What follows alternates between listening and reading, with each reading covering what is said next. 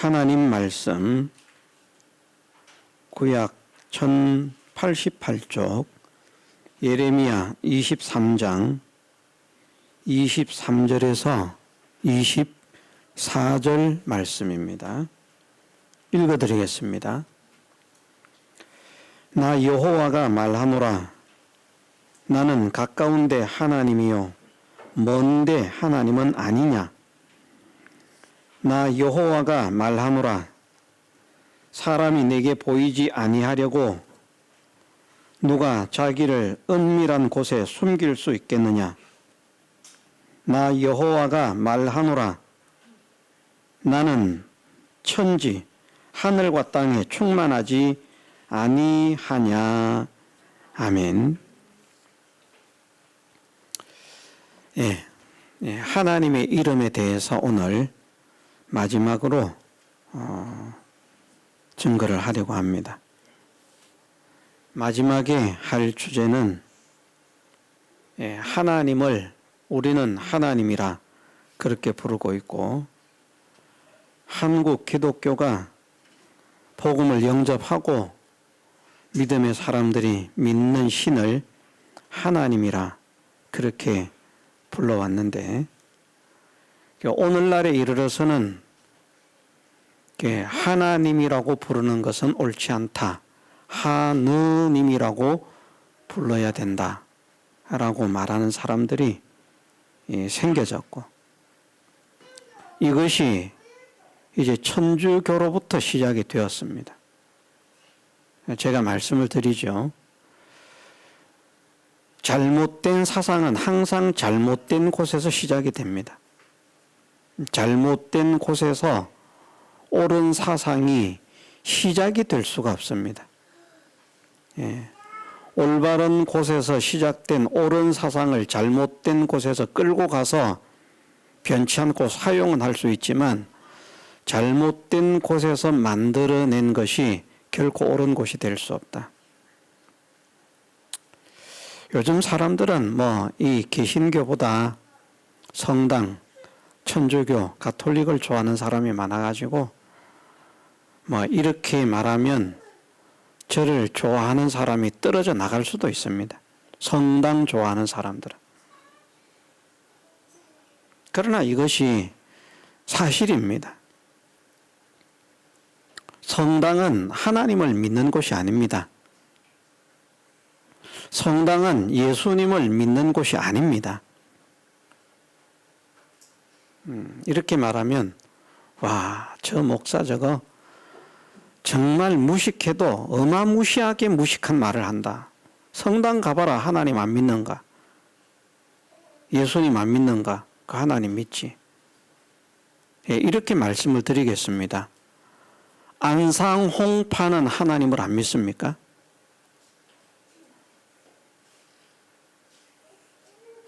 신천지는 하나님을 안 믿습니까? 통일교는 하나님을 안 믿습니까? 여호와의 증인이라고 주장하는 왕국회관이라고 하는 곳은 하나님을 안 믿습니까? 몰몬교는 하나님을 안 믿습니까? 거기도 하나님 믿습니다. 근데 우리가 어떻게 말합니까? 하나님을 믿는 게 아니다. 잘못 믿는 것이다.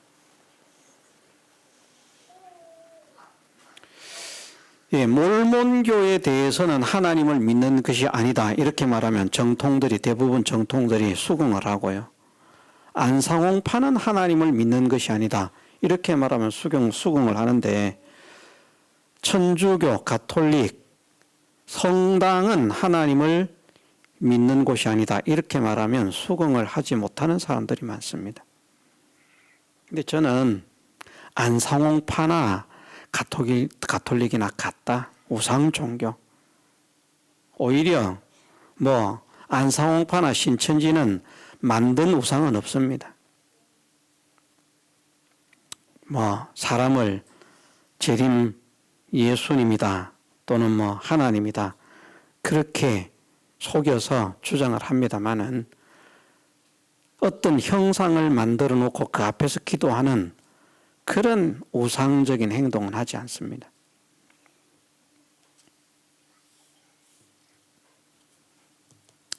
천주교 성당은 우상 종교입니다. 누가 뭐라고 반대를 한다고 해도 저는 그렇게 선언을 합니다. 우상 종교가 되기 싫으면 마리아한테 기도하는 거 400여 명이 넘는 무슨 성인들한테 뭐 이가 아플 때는 누구한테 기도하고 무릎 아플 때는 누구한테 기도하고 거지 집어치우고 말입니다. 성경으로 돌아오면 저는 뭐 정통으로 인정하겠습니다. 그러나 기록된 성경보다 교황의 말이 옳다. 그것이 뭐 신천지의 이만희를 추종하는 것하고 무엇이 다르겠습니까? 성경의 무언은 믿지 못하는데 교황의 무언은 믿습니다. 교황 무엇을. 그 우상 아닙니까? 안상홍을 믿는 것이나 교황을 믿는 것이나 예? 이만희를 믿는 것이나 그럼 뭐가 다릅니까?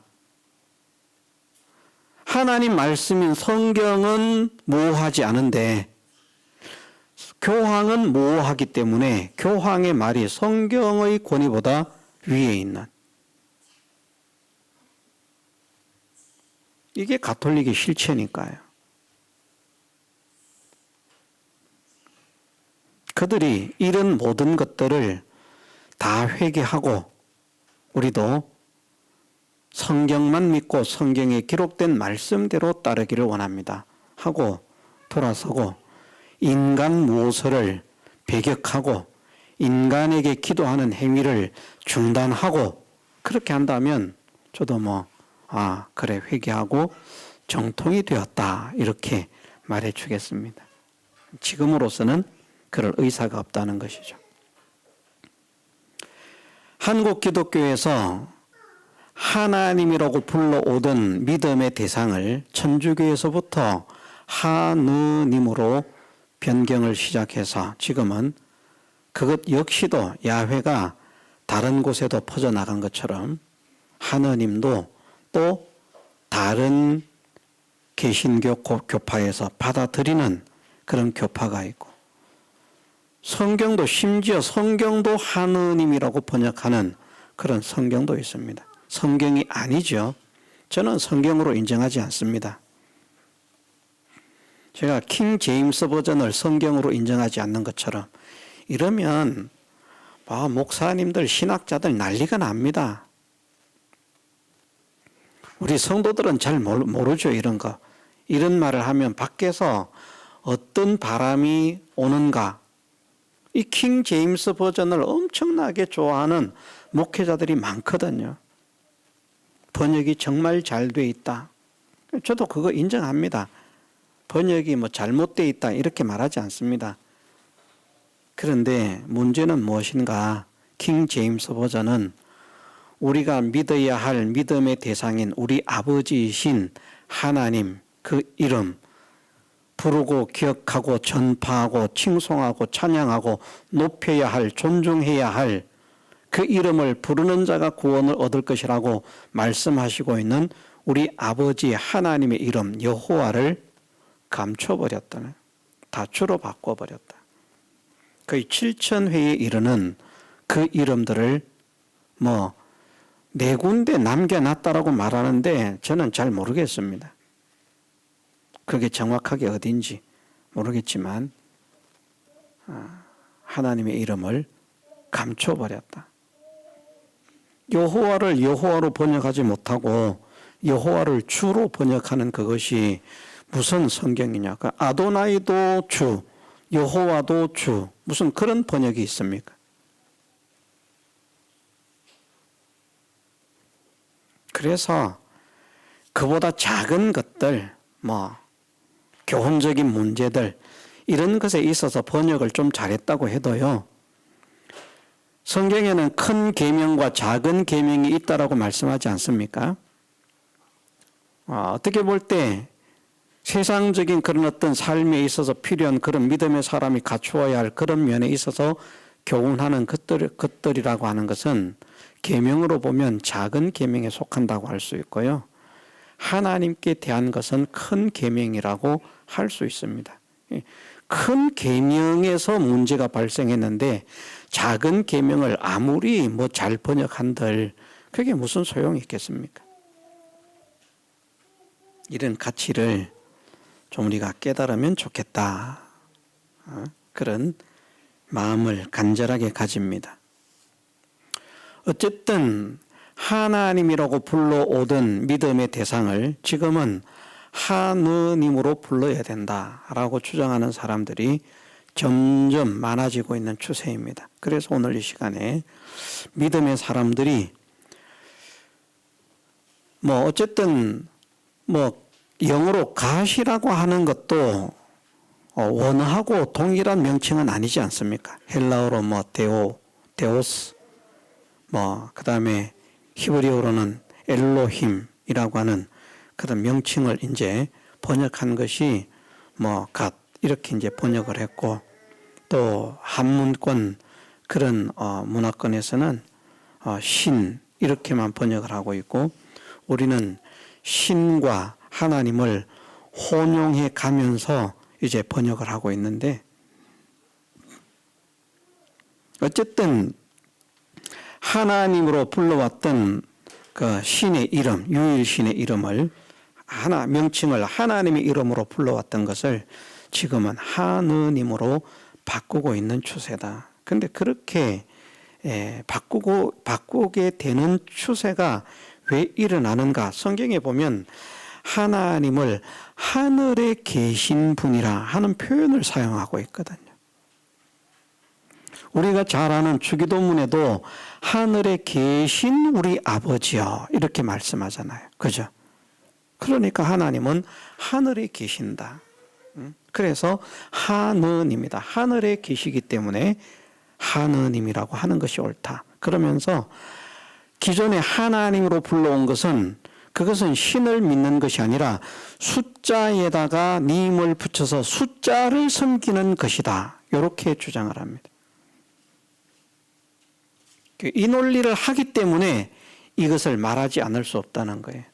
그냥 단순하게 그냥 뭐 하나님보다는 하느님이 옳다 이렇게 말하는 것이 아니라 하느님이 옳다라고 주장하는 사람들이 하나님을 부르는, 하나님으로 부르는 사람들을 공격을 한다는 겁니다. 어떻게 공격을 하는가?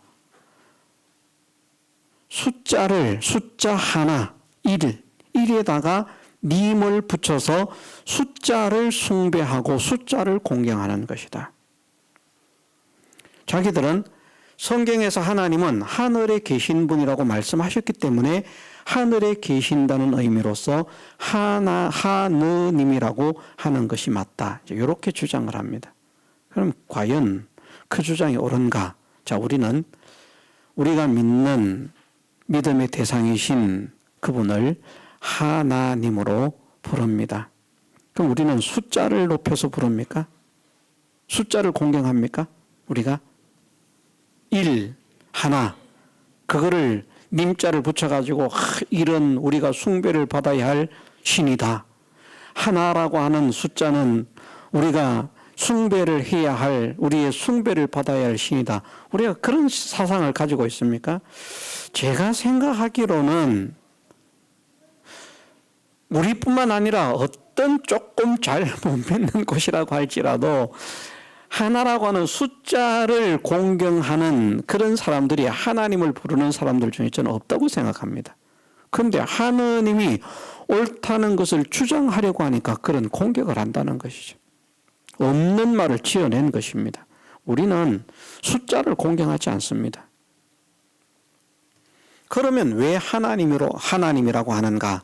성경에서는 하나님이 하늘에 계신다, 하늘에 계신 것으로 표현하는 성경도 있지만 성경에서 하나님은 한 분이시다, 하나님은 유일하시다, 하나님은 홀로 하나이시다, 하나님은 한 분 외에는 없다 라고 하는 말씀들이 하나님이 하늘에 계신다는 말보다도 더 많이 등장한다는 거예요.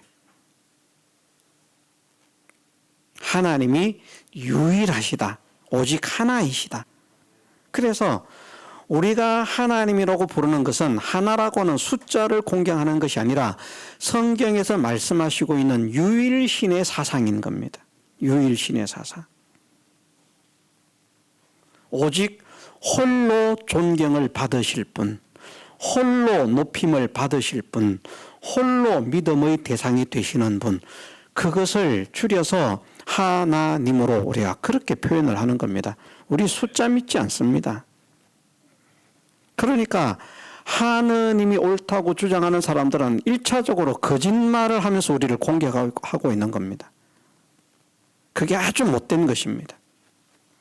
자기들이 옳다고 하려고 하니까 우리가 부르는 하느님이 옳다라고 하는 것을 주장하려고 하니까 이제 공격을 하게 됐겠습니다만은, 그래서 저도 그들의 주장을 반박하지 않을 수 없다는 것이죠.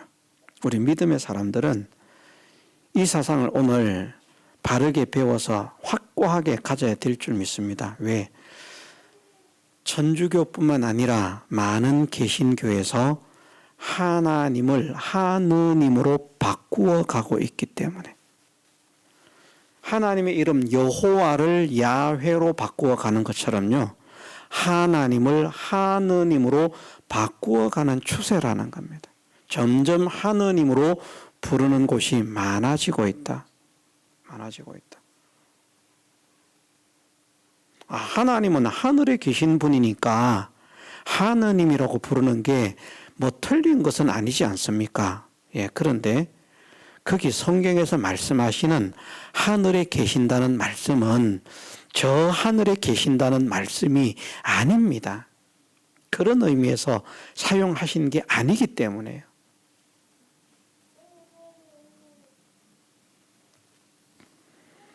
자, 오늘 우리가 말하기를, 신학에서도 그렇게 말합니다마는, 하나님은 어떤 분이신가? 천지에 충만하시다. 무소부재하시다. 계시지 않는 곳이 없으시다. 그렇게 말을 하는데, 오늘 예레미야 23장 24절 말씀에 23절 24절, 나는 가까운 데만 하나님이고 먼 데는 하나님이 아니냐? 먼 데는 한정이 없는 겁니다. 가까운 것은 근처지만 먼 데는 그 가까운 범위를 넘어서 모든 공간이 다 먼 데입니다. 그 먼 데 하나님은 아니냐 하시면서 하시는 말씀이 그 뒤에, 나 여호와가 말하노라. 나는 하늘과 땅에 충만하지 아니하냐. 천지에 하늘과 땅에 충만하다. 하나님은 하늘에만 계신 분이 아닙니다. 땅에도 계십니다. 땅 속에도 계십니다. 그래서 하늘에만 계신다는 개념은 맞지 않습니다.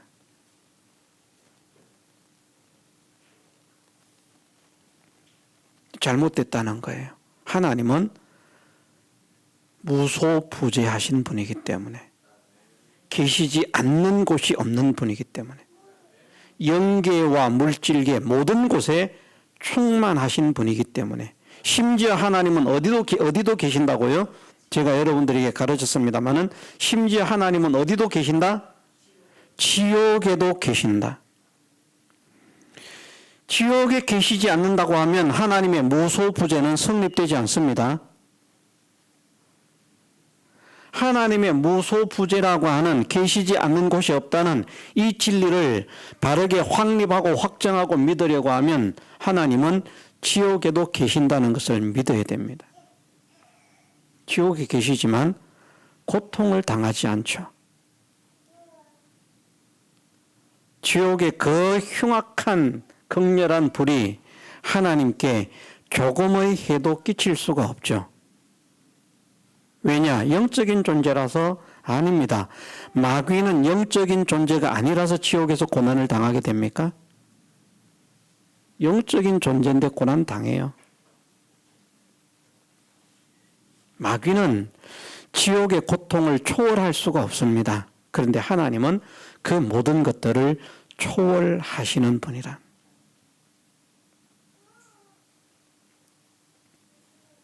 성경에서 이렇게 말씀하십니다. 하나님은 천지에 충만하시다. 하늘과 땅에 충만하시다. 하늘과 땅을 한자어로 표현한 것이 천지에 충만하시다는 표현입니다. 천지에 충만하시다라고 해도 되고 하늘과 땅에 충만하시다라고 해도 됩니다. 하늘천 땅지 아닙니까? 그죠? 따집니까? 땅집니까? 옛날 사람들은 땅지라고 그러지 않더라고요. 하늘천 따지 그러더라고요. 금월현 누루황.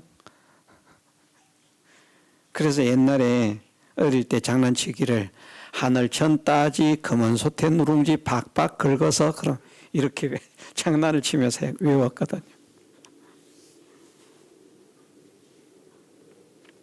예, 하나님은 하늘에만 계신 분이 아닙니다. 하나님이 하늘에만 계신다라고 말하는 것은 성경의 진리를 바르게 알지 못하는 것입니다.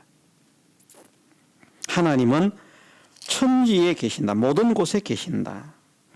다른 곳에서는 뭐 이렇게 표현을 하지 않았지만 어떻게 말씀을 하시는가 하면 시편 139편 7절에서 12절 말씀 읽어드리겠습니다.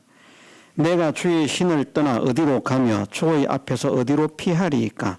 내가 하늘에 올라갈지라도 거기 계시며 음부에 내 자리를 펼지라도 거기 계시니이다. 내가 새벽 날개를 치며 바다 끝에 가서 거할지라도 곧 거기서도 주의 손이 나를 인도하시며 주의 오른손이 나를 붙드시리이다. 내가 혹시 말하기를 흑암이 정녕 나를 덮고 나를 두른 빛은 밤이 되리라 할지라도 주에게서는 흑암이 숨기지 못하며 밤과 낮이 같이 비치나니 주에게는 흑암과 빛이 일반이니이다. 아멘. 하늘 위에 하늘에 올라갈지라도 이미 거기 계시고요. 음부에 가도 거기도 계신다는 겁니다. 음부에 가도. 하늘에도 계시고 땅에도 계시고 하늘에도 계시고 음부에도 계시고 계시지 않은 곳이 없다. 그래서 영계와 물질계 모든 곳에 충만하시고 지옥에도 충만히 계신 분이다. 그러나 지옥에서 고통을 당하시는 분이 아니라 그 모든 것을 초월하시는 분이다. 사드락과 메삭과 아벳느고는 우리와 조금도 다를 바 없는 그런 흙으로 지음을 받은 육체를 가지고 있었지만 풀무불이라고 하는 그 용광로 속에 평일보다 7배나 뜨겁게 하라고, 7배는 뜨겁게 됐겠습니까? 그만큼 극렬하게 불을 뗐겠죠. 7배는 아닐지라도. 그런데 불이 머리털 하나도 해하지 못하는 하나님의 권능이 함께 하시니까 그런 분이 하나님이시니까 지옥의 그 고통이 어떻게 하나님을 해할 수가 있겠습니까? 마귀는 영적인 존재라도 지옥에서 고통을 당할 수밖에 없지만 구원을 얻은 우리는 이후 하나님의 나라에 가서 살게 될 때에 우리가 지옥을 방문한다 할지라도 우리는 지옥의 고통을 당하지 않습니다. 모든 것을 초월하는. 얼마나 놀랍습니까? 이런 말씀을 생각하면 진짜 기가 막히고 코가 막히고, 야, 어떻게 이럴 수가 있을까? 야, 내가 그런 몸으로 부활한다니. 그런 소망이 가득 차지 않겠습니까? 그러면 성경에서 하나님을 하늘에 계신, 예를 들어서 주기도문에 하늘에 계신 우리 아버지여 이렇게 말하는 것은 하나님이 허공 하늘의 공중에만 계시기 때문에 그렇게 말씀하시는 것이 아니라 하나님의 존재적인 가치, 능력적인 가치, 영광적인 가치, 역사적인 가치, 그 모든 것이 모든 존재를 초월하여 존귀하게 높다. 자, 우리가 세상 사람들이 가끔 우스갯소리가 되기도 합니다만은 어디 서방님을 하늘같이, 그러면 그게 무슨 말입니까? 남편은 하늘이다. 또 누구는 또 무엇은 하늘이다. 그럼 뭐 그 남편이 뭐 하늘의 그 허공에 올라가 있는 겁니까? 아니지 않습니까? 높이는 것을 말하는 것이죠. 존중하는 것, 높이는 것.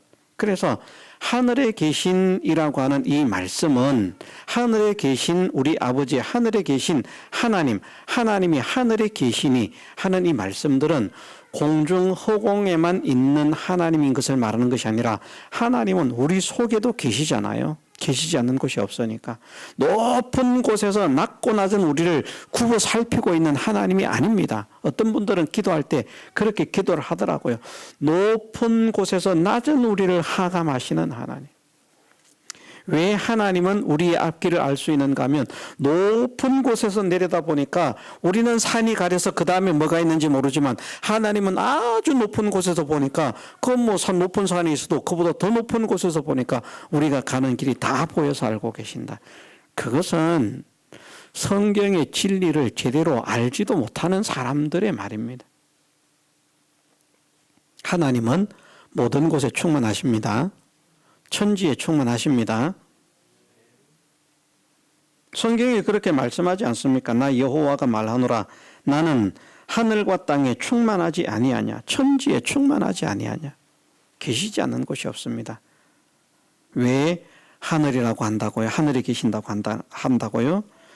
존재적으로, 가치적으로, 지식적으로, 능력적으로, 실력적으로, 권세적으로, 영광적으로 모든 면으로 모든 존재를 초월하여 지극히 높으신 분이라고 하는 것을 나타내는 그런 의미라는 겁니다. 능력이, 하나님의 능력은 하늘이다. 우리의 능력은 땅이고요. 하나님의 능력은 하늘이다. 이렇게 표현을 하는 겁니다. 우리의 능력을 능력이라고 하지 마라. 하나님의 능력 앞에 갖다 대면 이거는 능력이라고 할 것이 없다. 우리의 지식, 하나님 앞에 갖다 대면 우리의 지식은 미련하고 어리석은 것이다. 하나님의 지식은 하늘이고 우리의 지식은 땅이다.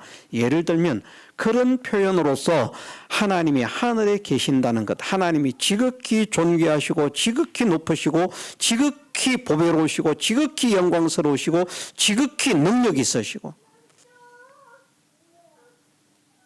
그런 영광을 하나님께 돌리는 표현이 하늘에 계신이라고 말씀을 하고 있는 것입니다.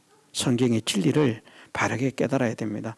바르게 깨닫지 못하니까 하늘에 계신을 공중, 공간으로 생각을 하고 하나님은 여기는 계시지 않고 저 높은 곳에만 계시는 것처럼 그렇게 해석을 해버린다. 그래 놓고는 또 다른 곳에서는 뭐라고 말을 하는가 하면 하나님이 우리 속에 계신다. 그래, 성전이라 그래. 그게 성경의 진리가 일목요연하게 논리적이고 질서정연한 것입니까? 뒤죽박죽 아닙니까? 그러니까 이런 틀린 교리를 말하고 있는, 틀린 진리를 말하고 있는 사람들은요, 자기들이 뭘 말하는지도 몰라요, 사실은. 그냥 되는 대로 떠드는 겁니다. 되는 대로. 우리는 그렇게 믿는 사람이 되면 안 됩니다. 진리는 주묵구구식이 아닙니다. 정말 진리는 질서 정연하고요, 논리 정연하고 정말 체계적이고요.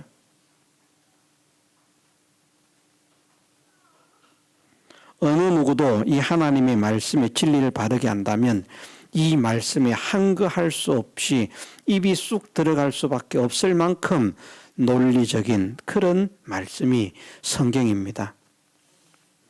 하나님의 말씀입니다. 그 말씀에 말씀하시기를 하나님이 천지에 충만하다라고 말씀하시기 때문에 우리는 하나님이 어디에 계시는가라고 말을 할 때는 일단 하나님은 무소부재하시다라는 이것을 전제로 두고 모든 하나님의 공간 이동을 하는 것처럼 보이는 것에 대해서 성경 해석을 해 나가야 바른 해석을 하는 것이다. 그러면 하나님이 떠나신다, 오신다, 공간적인 이동이 아니라는 거죠. 하나님의 역사가 주어진다. 하나님의 역사가 중단된다. 하나님의 은혜가 공급된다. 하나님의 은혜가 중단된다. 하나님의 사랑이 공급된다. 하나님의 사랑이 중단된다. 그런 것을 하나님이 떠나셨다, 오신다라고 표현하는 것이지, 하나님께서 감동의 역사를 일으켜 주신다, 하나님께서 아무런 감동을 일으키지 않는다. 예배 자리에 앉아서도 마찬가지입니다. 설교를 듣는데 어떤 사람들에게는 하나님이 막 가셔서 역사를 하시는 거예요. 그것이 멀리 계시던 하나님이 찾아가시는 것이 아니라 그 속에 계시는 하나님이신데, 그 속에서 마음에서 막 이런 감동이 막 뜨겁게 일어나게 하시는 겁니다. 야, 이런 말씀이구나, 이런 진리구나, 이런 보배구나, 막 감격이 됩니다. 야, 정말 이 말씀은 내 전 재산을 주고 팔고 사도 가치가 모자란다고 할 만큼 뛰어난 가치를 지닌 말씀이구나. 막 감동이 되면서, 감사가 되면서, 감격이 되면서, 어떻게 이런 보배로운 진리의 말씀을 듣게 하셨는지 감사합니다. 감사하고 기뻐하고 찬양하고요. 그런 사람이 되는 것이, 그것이 하나님께서 그 사람 속에 찾아오셨다라고 말씀하는 겁니다. 성령의 감동의 역사가 일어나는 것. 그런데 감동이 일어나지 않는다. 설교를 듣는데 아무런 감흥이 없다. 깨달음이 없다. 그냥 자리만 채우고 있다. 하나님께서 역사하시지 않는 겁니다. 그런 상태를 하나님이 떠나셨다라고 표현하는 겁니다. 하나님은 천지에 충만하시기 때문에 절대 왔다 갔다 하실 수 있는지 모르겠습니다만은 할 수 없습니다. 왔다 갔다 공간 이동이 가능하다면 충만하지 않은 거예요. 여러분들, 물병에다가 물을 한 방울만큼이라도 덜 채워서 뚜껑을 닫으면 물이 흔들립니까? 안 흔들립니까? 흔들려요. 그런데 한 방울의 공간 여유도 없이 완전히 가득 채워서 딱 닫으면은 공기 한 방울도 없는 거예요. 흔들립니까? 안 흔들립니까? 안 흔들려요. 왔다 갔다 할 수가 없습니다. 물이니까 돌 수는 있어요. 그 돌리면. 돌 수는 있지만 하나님은 그렇게 도는지는 모르겠습니다. 제가 하나님이 아니기 때문에 그건 모르겠습니다. 누가 돌리겠습니까, 하나님을? 스스로 도시면 돌겠죠. 그런데 왔다 갔다 하시는 분이 아니다. 천지에 충만하시기 때문에. 그러므로 하나님이 오셨다 가셨다라고 하는 말씀들, 하나님이 떠나셨다, 하나님을 모셨다라고 하는 말씀들, 무엇을 의미하고 있는가 하는 것을 바르게 깨달으려고 하면, 일단 하나님의 존재성에 있어서 무소부재라고 하는 것을, 그 진리를 배경에다가 딱 갖다 놓고 그 진리에 어그러짐이 없는, 그 진리를 모순시키지 않는 그런 해석을 할 때 비로소 성경 해석이 바르게 되는 것이다. 이거 아무 교회에서나 여러분들 배우지 않습니다. 이거 진짜입니다. 예.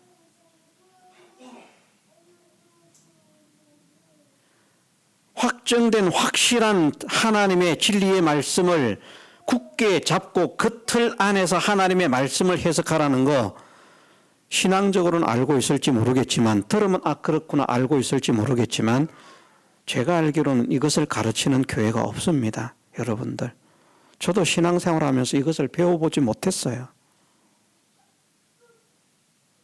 성경을 바르게 해석해야 된다는 것은 배웠습니다. 그런데 성경을 해석할 때 어떻게 바르게 해석할 수 있는가? 바르게 해석을 하려고 하면 이런 기준을 가지고 그 틀 안에서 성경이 해석되어야만 바르게 해석될 수 있다라고 하는 것을, 그냥 두리뭉실하게 성령의 감동으로 해석하고 성경으로 성경을 해석하고, 그 정도는 배웠습니다. 그 정도는. 그런데 말씀하시고 있는 명확한 진리를 거스르지 않는, 거기에 대항이 되지 않는, 훼손이 되지 않는, 그래서 그 진리를 항상 염두에 두면서 배경에 두면서 그 바탕 위에서 그 진리를 어그러뜨리지 않는 해석이 될 수 있도록 해석을 해야 바른 해석이 된다. 이건 배우지를 못했습니다. 제가 뭐 세계의 모든 곳을 다 돌아다니지 않았기 때문에 못 배웠을 수도 있습니다만은 그렇습니다. 여러분들 이게 귀한 걸 배우는 거예요. 여러분들이 스스로 성경을 해석할 때에도 이것을 염두에 두세요. 그래서 자기 마음대로 막 생각나는 대로 해석하려고 하지 말고 하나님의 먼저 성경 속에 있는 그 이제 우리가 일반적으로 조직 신학이라 그렇게 말하는데 정통적인 이 정통적이라고 하는 것은 교회 안에 내려오는 그런 정통을 말하는 것이 아니라 정말 성경의 진리대로 바르게 된 조직 신학의 그 틀 안에서 그 사상들이 훼손되지 않고 성경이 해석되어질 때 그럴 때 그 해석이 바른 해석이 될 수 있는 것이고 여기서는 이렇게 해석했다가 저기서는 저렇게 해석하고 그러면 그것은 성경을 바르게 해석하는 것이 될 수가 없다. 성경을 내 마음대로 해석하고 내 마음대로 설교를 한다고 그 다 하나님 말씀 되는 것 아닙니다. 성경을 바르게 해석하고 바르게 전할 때에만 바른 하나님의 말씀을 전하는 올바른 설교가 된다. 확정하십시다. 다 같이 통성으로 기도드리겠습니다.